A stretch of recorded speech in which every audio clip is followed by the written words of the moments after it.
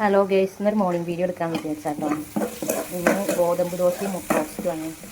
അപ്പോൾ മുട്ട റോസ്റ്റ് ഉണ്ടാക്കാൻ ഉള്ളി മാറ്റിയാണ് 100 ഊരി വെച്ചാട്ടോ.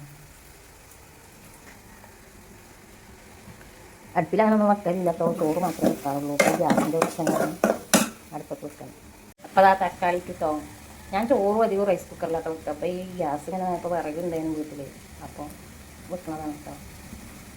മുട്ട ആദ്യം ഗ്യാസിന് പുഴുങ്ങി വെച്ചിരുന്നു കേട്ടോ.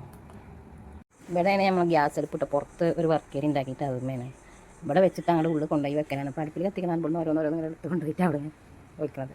ഗ്യാസിൽ വെക്കാൻ കിട്ടും. 1.5 നോക്കിക്കാൻ വെച്ചോ. അങ്ങനെ മുട്ടക്കറി റെഡിയായി. ഇനി ചോറ് അടുപ്പത്തേക്ക് വെക്കാൻ കേട്ടോ. ചോറ് അടുപ്പത്ത് വെച്ചിട്ടോ. ചെറിയ അടുപ്പിലാണ് വെക്കണം. വലിയ അടുപ്പിൽ വെച്ചാൽ അതിൻ്റെ റൗണ്ട് ഒക്കെ വെച്ച് കൊടുക്കണം. അപ്പോൾ ചെറിയ അടുപ്പിൽ വെക്കാം. ഇനി ദോശ ഉണ്ടാക്കിയിട്ട് ഇവിടെ കേട്ടോ. ഗോതമ്പ് ദോശ കേട്ടോ. ദോശ വേണ്ടവർക്ക് അങ്ങനെ ഉണ്ടാക്കട്ടെ, ചെയ്യാം ഒന്നിച്ചുണ്ടാക്കില്ല. മാവ് ഗോതമ്പ് പൊടിയിൽ തേങ്ങയും മുട്ടയും കൂടിയിട്ട് മിക്സിയിൽ അടിച്ചിരിക്കാം കേട്ടോ. അപ്പോൾ ശരി, ഓക്കെ.